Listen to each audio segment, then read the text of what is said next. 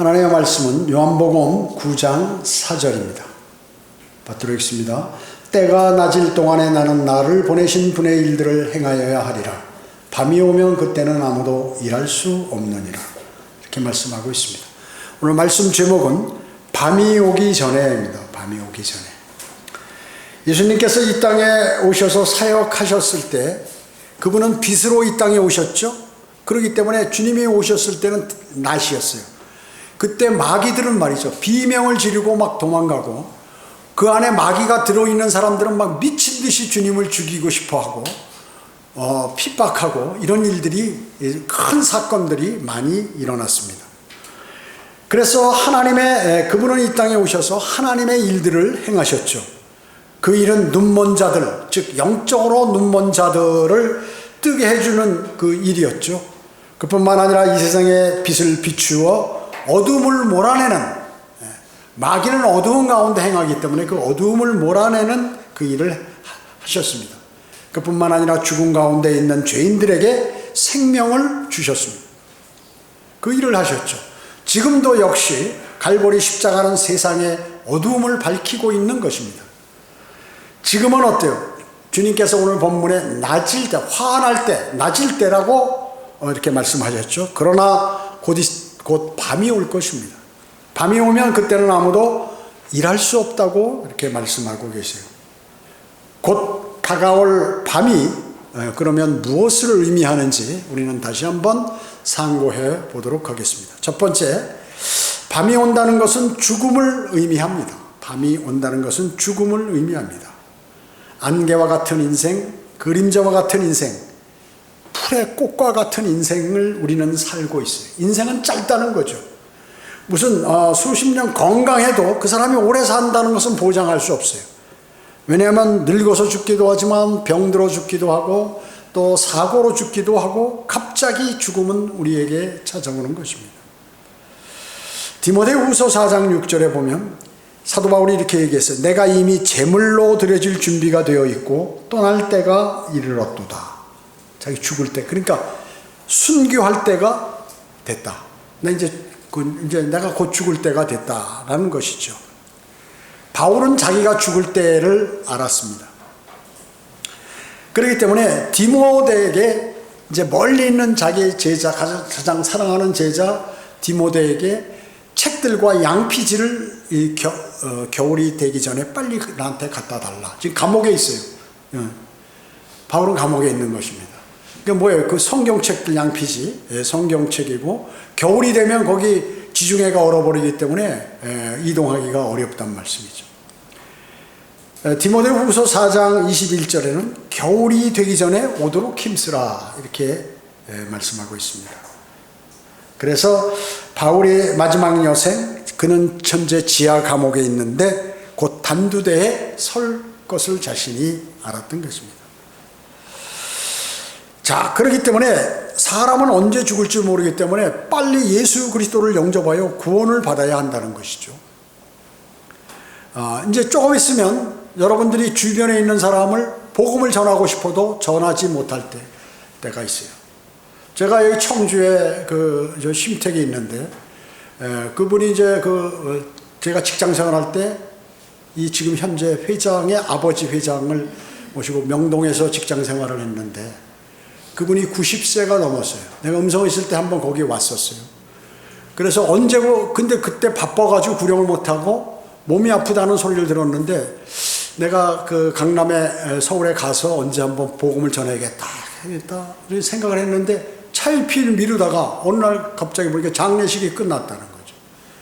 그래서 인생은 뭐 전하려고, 제 암에 걸린 친한 친구가 있었는데 너무 바빠서 여기서 서울에 가서 내가 한번 복음을 전해야지 했는데 어느 날 보니까 부고장이 온 거예요. 인생이 바로 그렇더라고요.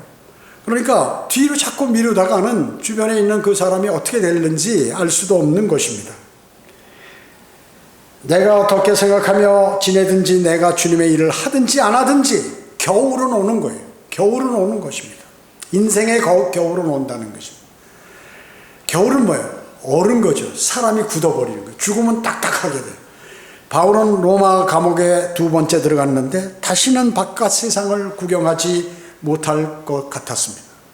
그래서 순교를 자신은 예감하고 있는 것입니다. 인생은 마라톤과 같은 경주입니다. 출발점이 있고 종착점이 있죠. 바울은 순례 여정을 끝나고 자신이 그렇게도 사모하는 본향으로 돌아가게 될 것을 그는 지금 알고서 오늘 디모데 후서에서 그렇게 말씀하고 있는 것입니다. 바울은 디모데에게 겨울이 지나기 전에 어서 오라고 그렇게 했죠. 지중해 바다는 한겨울이 되면 얼어붙어 가지고 항해할 수 없기 때문에 빨리 사랑하는 사랑하는 믿음의 아들 디모데를 오라고 지금 부르는 것이에요. 그러니까 만약에 오려면 시간이 많이 걸리게 몇 날 며칠이 걸리는데 이미 죽은 다음에 도착할 수도 있으니까 빨리 오라 이렇게. 왜냐하면 이제 마지막에 사역에 뭐 필요한 내용을 얘기해 주려고 그랬겠죠. 사도 바울은 어떻습니까? 가정이 없었습니다. 가정이 없어요. 총각이에요. 혈육도 없어요. 자기 혈육도 없어요. 마치 그리스도인이 영적으로 외톨이가 된 것 같은 그러한 사람이었어요. 그러나 그에게는 훌륭한 믿음의 아들인 디모데가 있었습니다. 디모데는 평생 동안 사도 바울을 도왔으며 사도 바울을 본받아 복음을 전하는 일에 수고를 아끼지 않았어요. 대단히 열심히 열정적으로. 그렇게 디모데 전후서가 디모데가 앞으로 사역하는 데 도움이 될 수 있는 그 얘기를 해준 내용이 바로 디모데 전후서예요. 그렇기 때문에 사도 바울은 계절적으로 겨울을 맞이했을 뿐만 아니라 인생의 겨울도 맞이한 것입니다. 인생의 삶과 육신의 마지막 순간을 맞이하게 되었다는 거죠. 이제 거의 자신이 곧 죽는 것을 아는 것. 그러나 인생은 어떻습니까? 이 세상의 삶으로 절대 끝이 아니죠. 만약에 사도 바울이 그렇게 복음을 전하면서 많은 고통과 어려움과 고난을 당했는데 만약에 이 세상 삶으로 끝이라면 헛일을 한 거죠. 차라리 편안하게 살죠. 그러나 그는 자신이 루스트라에서 복음을 전할 때 돌로 맞아 죽어 그 혼이 하늘나라에 올라가서 예수 그리스도부터 이루 말할 수 없는 계시를 다 받아갖고 내려왔기 때문에 하늘나라를 본 거예요. 올라가서. 그리고 앞으로 무슨 일이 일어날 그 내용들을 다 알고 있어요. 그렇기 때문에 그는 오직 주님을 섬기는 일, 그 주님께서 하신 말씀들이 너무나 고상하고 완벽한 진리이기 때문에 이 세상에 부러울 게 하나도 없었어요. 그리고 이 세상의 삶이 끝이 아니라는 사실을 명확히 알기 때문에 그는 모든 좋은 기득권을 다 버려버렸어요. 혼은 영원히 죽지 않기 때문에 구원받지 못한 사람에게 심판이라는 것이 기다리고 있는 것이죠. 구원받은 사람은 영원한 생명과 행복이 기다리고 있는 것이죠. 성경에는 말이죠, 심판에 관해서 많이 얘기하고 있습니다. 이 세상에 죽고 지옥에 가고 이 심판만 있는 게 아니에요. 예수 그리스도께서 십자가에서 이루셨던 것이 뭐예요? 믿는 자들의 죄에 대한 심판이에요. 그분이 십자가에 달리심으로써 우리 모두의 죄를 거기에서 다 해결해 놓으신 거예요. 그 결과 그리스도께서 우리가 당해야 할 그 고통을 그분이 다 당하시고 죽음이 있었고 믿는 자는 의롭게 되는 영생을 얻게 되었다는 것입니다. 또 믿는 자들이 우리가 구원받은 그리스도인들이 스스로에게 하는 심판도 있다는 것이죠. 그건 뭐예요? 고린도전서 11장 31, 32절에 보면 만일 우리가 우리 자신을 판단한다면 판단받지 않으리라. 그러나 우리가 판단받는 것은 주께 징계를 받는 것이니 이는 우리로 세상과 함께 정죄받지 않게 하려 함이로다. 자, 내가 죄를 자백했어요. 죄를 자백했다는 건 뭐냐면 내가 나를 심판했다는 거예요. 내가 잘못한 걸 아는 게 나 죄인입니다. 나 마땅히 죄 받아야 합니다. 라고 하나님께 말씀드리는 거예요. 그러면 징계를 안 받는다.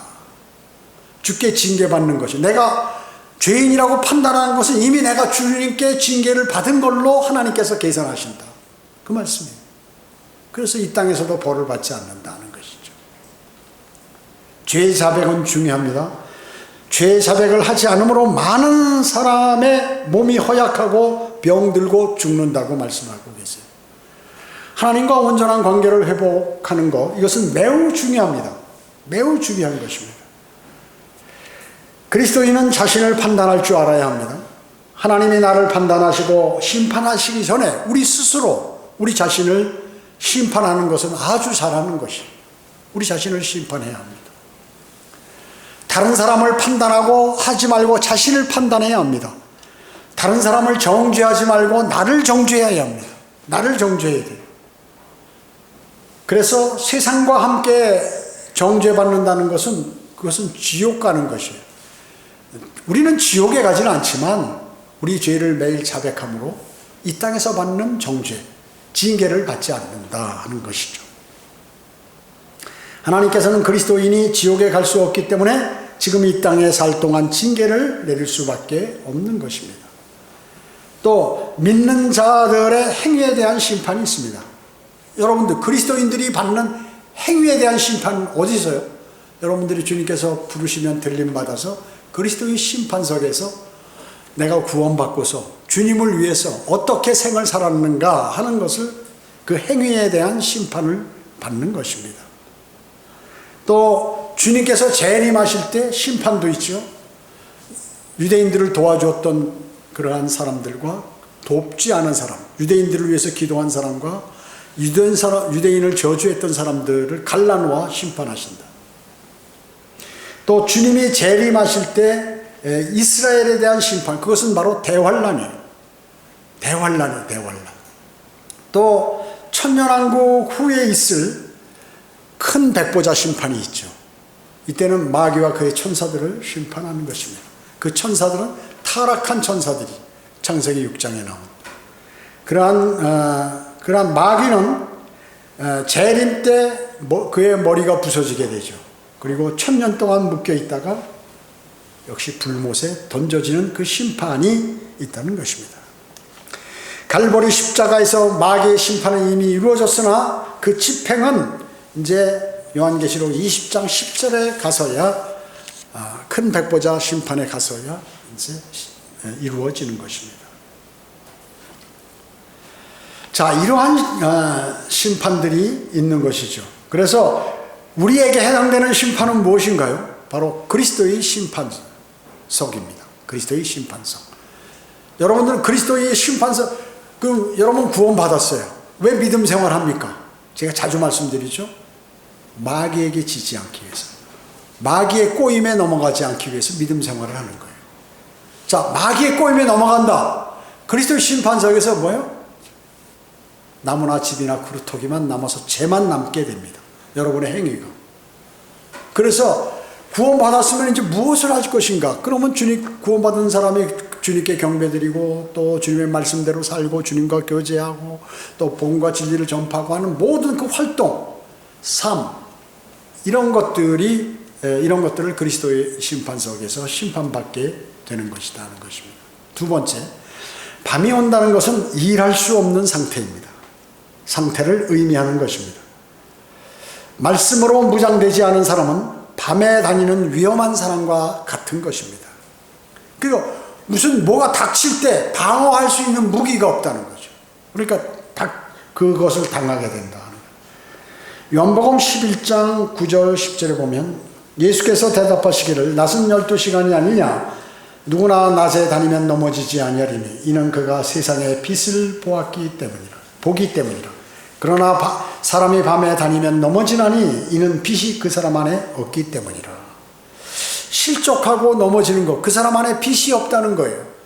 그래서 늘 주님의 빛을 우리 가운데 끼게 하면 내 구원에 관한 그 감사와 기쁨, 이것을 잊지 말아야 돼. 그리고 주님과의 교제가 끊어지지 않아야 늘 안에 빛이 이렇게 내 안에 비춰져서 안에 어둠의 마귀가 내 안에 들어와 나를 관장하지 못하는 것입니다. 여기서 빛은 하나님의 말씀이라고 그랬죠. 낮은 일하는 시간입니다. 그리스도인이 주님과 동행하면 위험에 봉착하더라도 넘어지지 않는다. 말씀에 순종하고 약속을 믿는 사람이 어떤 사람이냐? 주님과 동행하는 사람이다. 말씀에 순종하고 약속을 믿는 그 사람이 주님과 동행하는 삶을 사는 것입니다.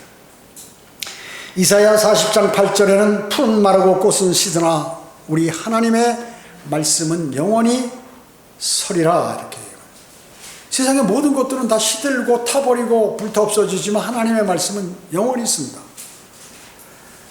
육체는 풀과 같고 인생의 영화는 풀의 꽃과 같다고 성경은 말씀하고 있습니다. 우리가 인생에 즐거움이 있고 뭐 기쁘고 좋은 때가 있죠. 그 풀의 꽃이 며칠 지나면 그냥 바로 시들어 버리듯이 그와 같이 되는 것입니다.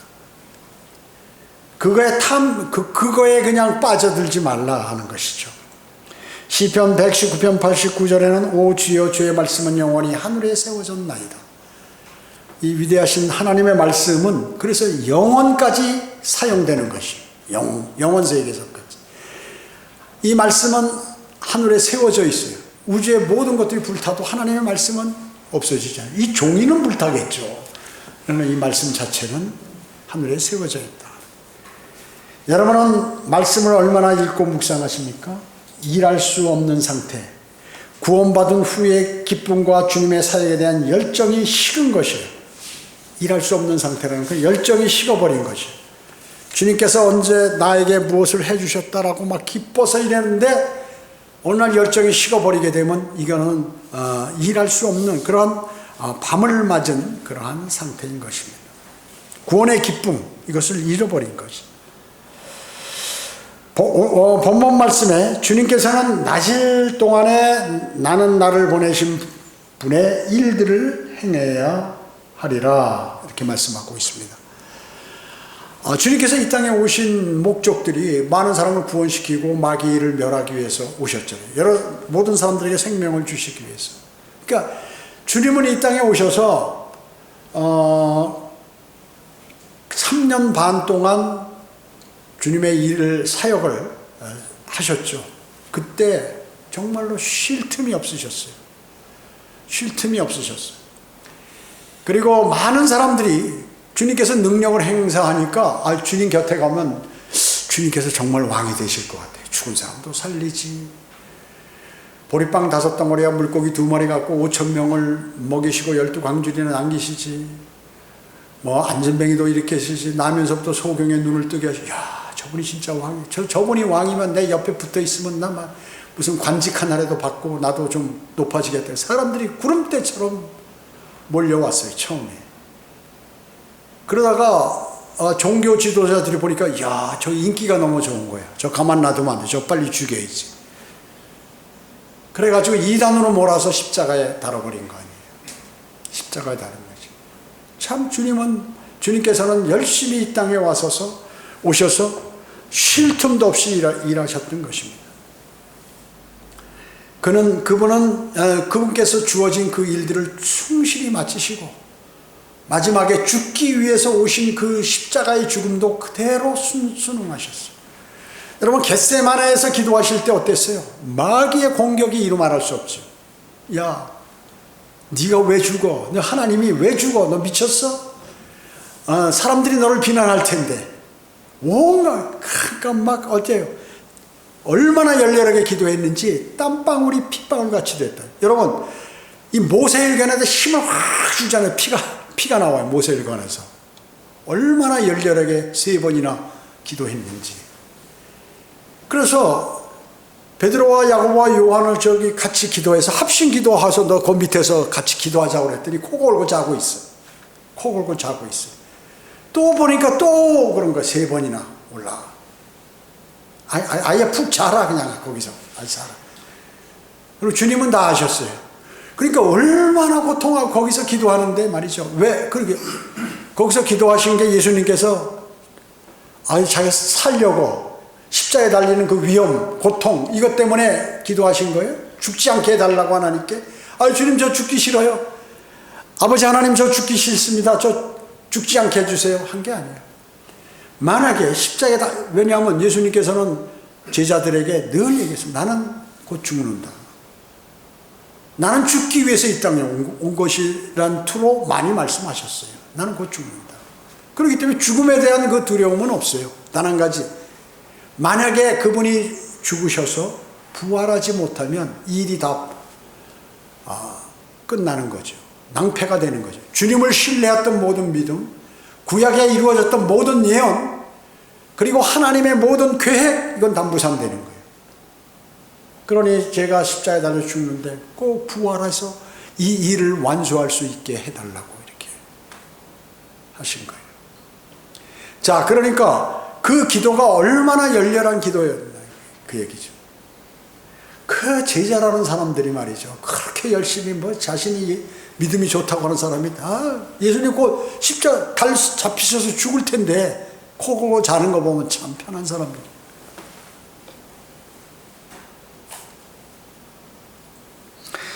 자, 낮에 그 이름 뭐예요? 복음과 진리를 전파하는 것이죠. 낮일 동안에 하느님, 주님 오시기 전까지 주님께서 승천하실 때 주신 지상 명령인 것입니다. 일할 수 없는 상태는 마귀의 공격에 쓰러진 상태이겠죠. 마귀의 공격에 상처를 입고 마음이 상해서 떨어져 나가기도 하고 실족하고 심지어 배교까지 하는 그러한 일들이 바로 마귀에게 공격을 받아 일할 수 없는 상태에 처해진 것이죠. 세 번째, 밤이 온다는 것은 조금 있으면 주님께서 우리를 부르신다는 것입니다. 조금 있으면 우리를 부르신다는 것이에요. 로마서 13장 11절에서 14절에 보면 뿐만 아니라 우리가 그때를 아노니 지금은 바로 잠에서 깨어나야 할 시간이로다. 이는 지금이 우리가 믿었던 때보다 우리의 구원이 더 가까워졌습니다. 우리는 구원받았는데 우리의 구원이 뭐예요? 우리 몸의 구원. 언제? 휴거 때가 가까웠다. 주님이 부르시면 우리 몸까지, 그래서 우리의 구원이 더 가까워졌습니다. 밤이 많이 지났고 낮이 가까웠으므로 그러므로 어둠의 행위를 벗어버리고 빛의 갑옷을 입자. 낮에와 같이 단정하고 흥청거리거나 술 취하지 말며 음란하거나 방탕하지 말며 다투거나 시기하지 말고 오직 주 예수 그리스도로 옷 입고 정욕을 채우기 위하여 육신을 위해 개혁하지 말라. 이렇게 말씀하셨어요. 밤이 많이 지났다는 건 뭐예요? 해가 뜰 때가 됐다. 예수 그리스도의 예표가 뭐예요? 태양 아니에요? 태양이신 예수 그리스도가 탁 뜨신다. 오신다 그 얘기죠. 해가 뜰 때가 됐다는 말입니다. 그러게 시간 낭비할 것이 없다는 것입니다. 주님의 재림이 가까웠기 때문에 그렇습니다. 주님은 주의 날이 도둑같이 온다고 말씀하고 있어요. 여러분 군대에서 가셨을 때 그 보초 서 보셨어요? 보초 중에 제일 힘든 그 시간이 언제냐면 마지막 보초예요. 불침번이나 마지막. 그 사람들은 주로 새벽 5시에서부터 6시. 이때 이제 근무를 하는데 이때 해가 약간 뜰 때면서 가장 졸음이 많이 올 때예요. 그래서 빨리 해가 떠야지 6시가 돼야지 이게 내 일이 끝나는데 들어가서 빨리 좀 눈이라도 붙이고 또 일을 하는데 잠이 막 어마어마하게 쏟아져요. 어마어마하게 쏟아져. 그렇기 때문에 그때 잠은 안 돼. 그때 주님 오실 때 다 됐는데 그때 초벽이 잠은 어떻게? 그러다 순천한 때 걸려서 어떻게 해요? 군기교육대나 또 영창에 가게 되죠. 왜? 보초가 보초 안 쓰고 잠자면 그건 바로 감옥에 보낼 수 있는 거예요. 전쟁의 그 지휘관이 말이죠. 전쟁에 지는 거는 용서를 받을 수 있어. 그러나 경계에 실패하면 그건 용서받지 못하는 거예요. 경계에 전쟁에 지는 거는 뭐 힘도 없고 뭐 전술 전략도 무기도 부족하고 뭐 여러 가지 나쁜 환경 속에 질 수 있는데 경계라는 것은 안 그렇거든요. 눈 뜨고 보면 되는 거거든요. 레이더나 눈 뜨고 보고 저기 오나 안 오나 봐야 되는데 그걸 안 하고 잠자다가 공격을 당해가지고 다 망했다. 그 지휘관은 용서받지 못한다는. 그러니까 어떻게 해서 안 졸라고 말이죠. 안 졸라고 막 새벽에 잠이 쏟아지니까 그때 자면 안 된다. 그 주님이 곧 오시는데 그때 지금 이때라 그러죠. 이때. 자, 주님의 날은 도둑같이 온다고 그러는데 사실은 우리는 구원받은 그리스도인들은 성령 충만할 때 주님이 오실 때쯤 알아요. 세상 사람들은 모르는 게 도둑같이 오죠. 그 도둑은 어때요? 도둑이 올 때 비싼 물건들만 도둑이 들어와가지고 뭐 쓰레기통 같은 거, 무슨 뭐 밥그릇 같은 거 이런 거 갖고 가나요?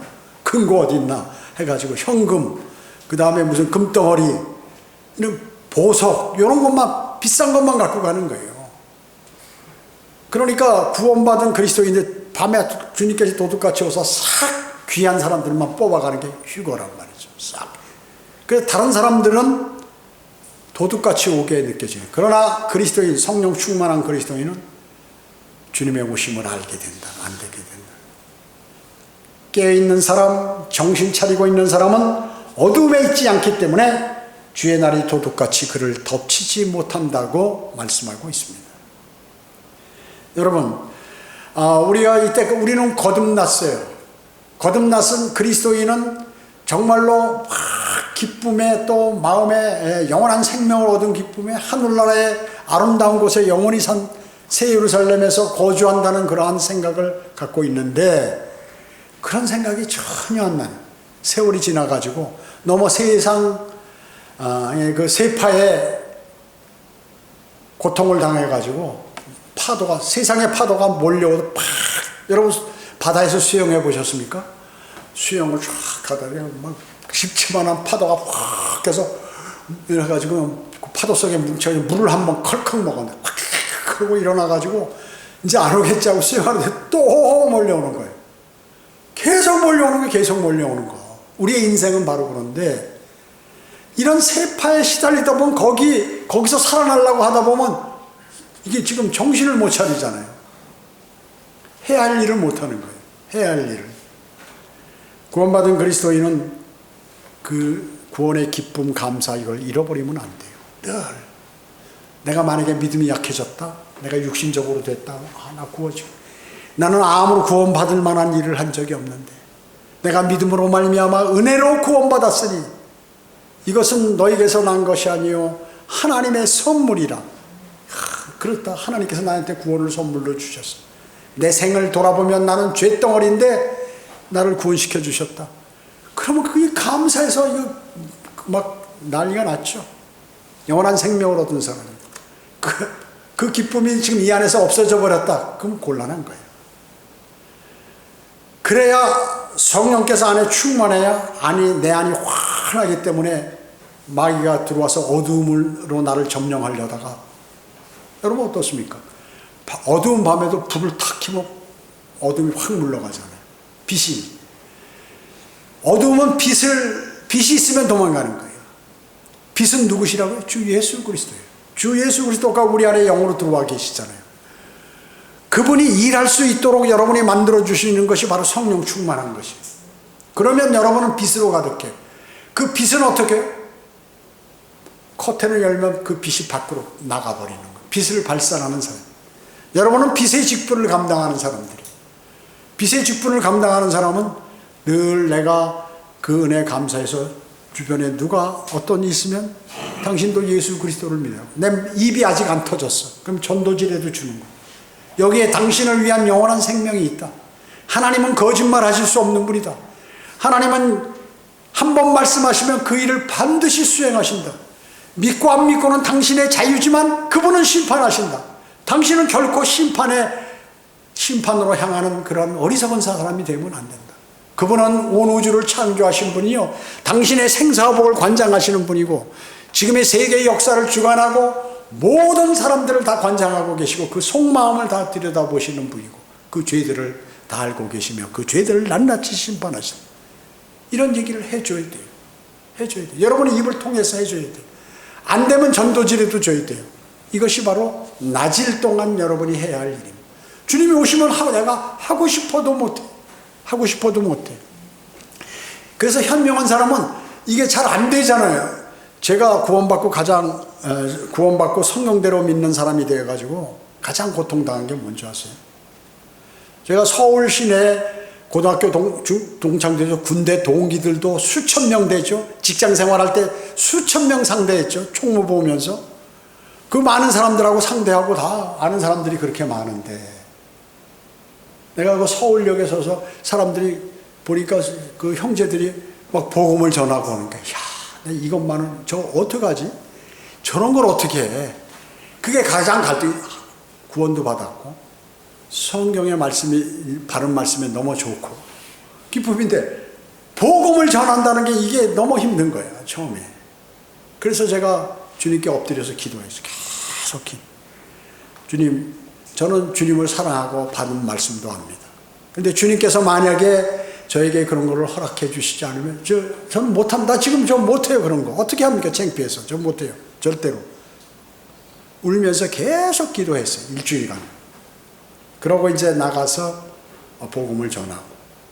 그런데 나중에 그런 생각이 전혀 안 나는 거예요. 지하철에 가서 전도지 쫙 나눠주면 그 딱 서관 양쪽에 앉잖아요, 사람들이. 그냥 목회하기 전에 신학원 다니면서 설교하는 거예요. 지금은 그렇게 못합니다. 그때는 했어요. 그 물건들도 팔고 뭐 이렇게 했기 때문에. 지금은 그렇게 했더니 바로 잡혀가. 그 거리 설교하고 거기서 전도지 나눠, 영접할 사람 있으면 저를 따라서 기도하시기 바랍니다. 하든 안 하든 그냥 무조건 하는 거예요. 거기 기도하고 전도지 쫙 나눠놓고 또 다음 칸에 가서 또 하고 또 하고.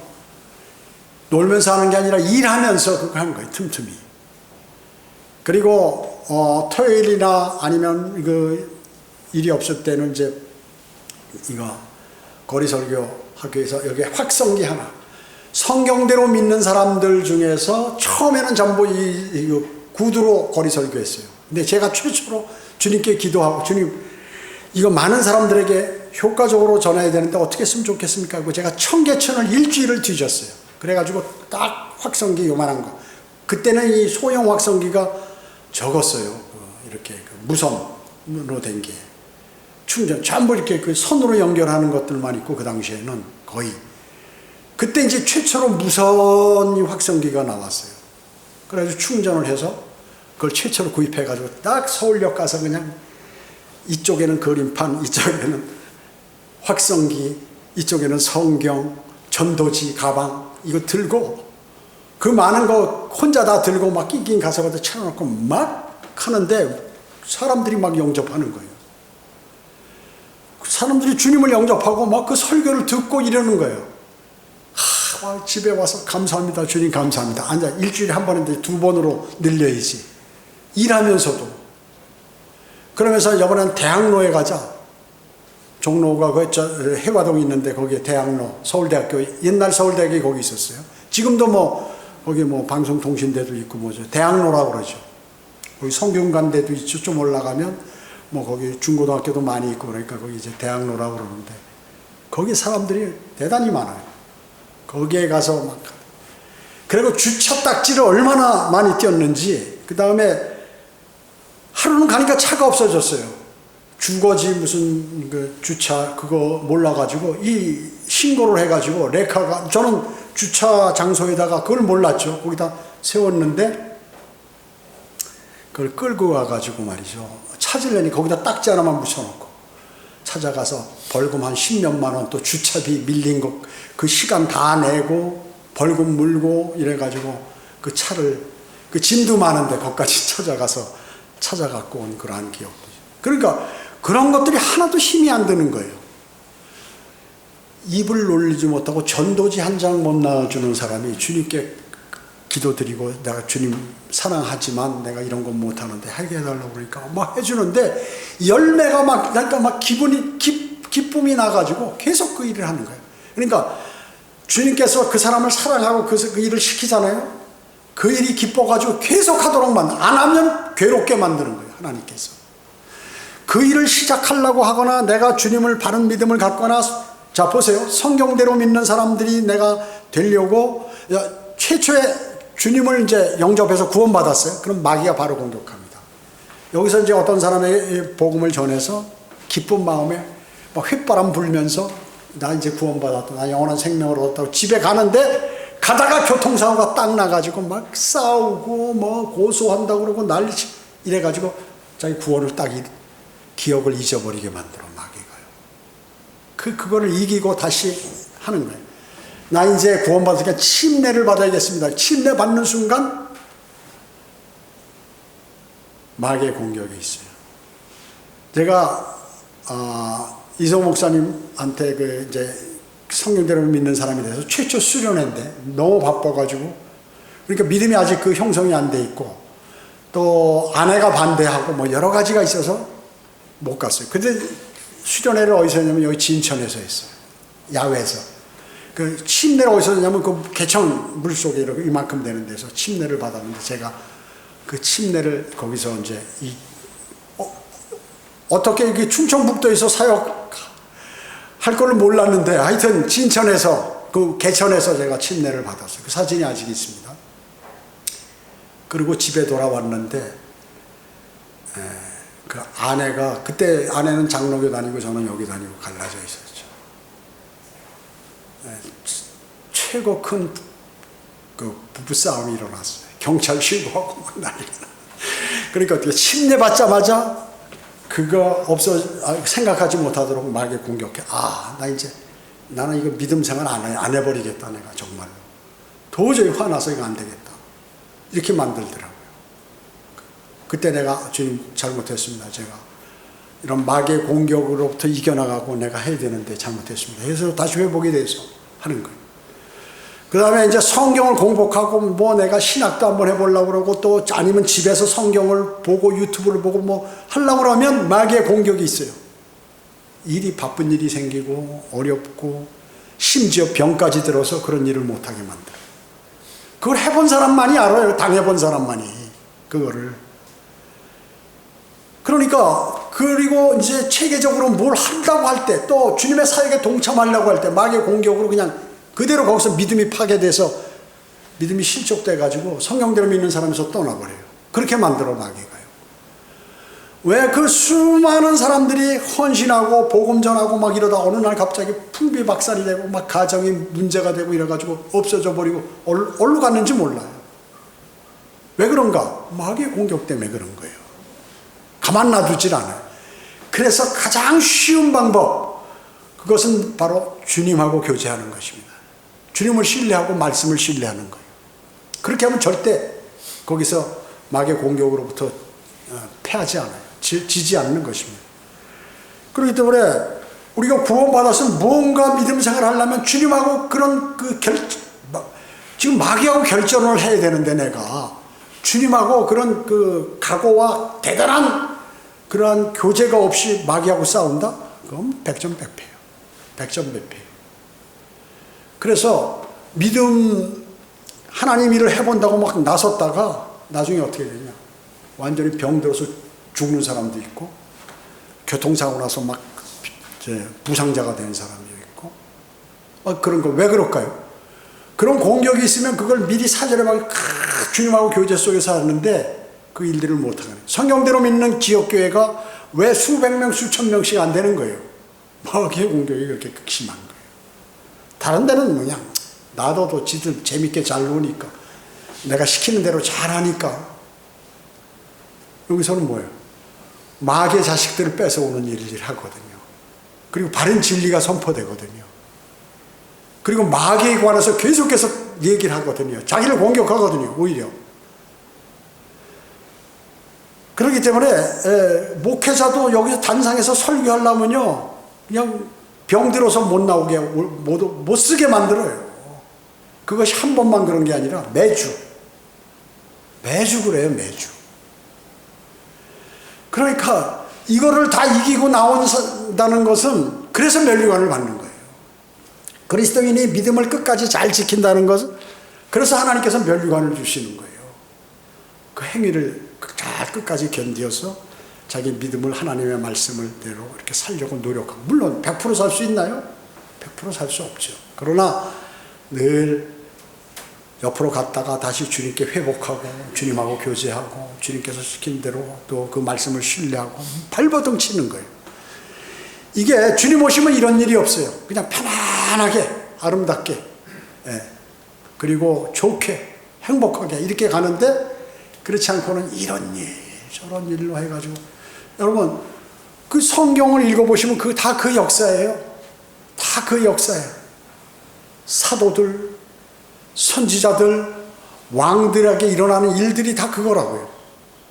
사도 바울도 몇 번, 심지어 사도 바울같이 하늘나라 갔다 온 사람, 내가 정말 앞으로 더 믿음을 내가 이제 이거는 내가 더 이상 포기하겠다. 거기까지 갔다는 거 아니에요. 거기까지 갔다는 거예요. 아, 나 이거 이제 도저히 못하겠다. 너무 힘들어서. 거기까지 갔다는 거죠. 그렇기 때문에 여러분들은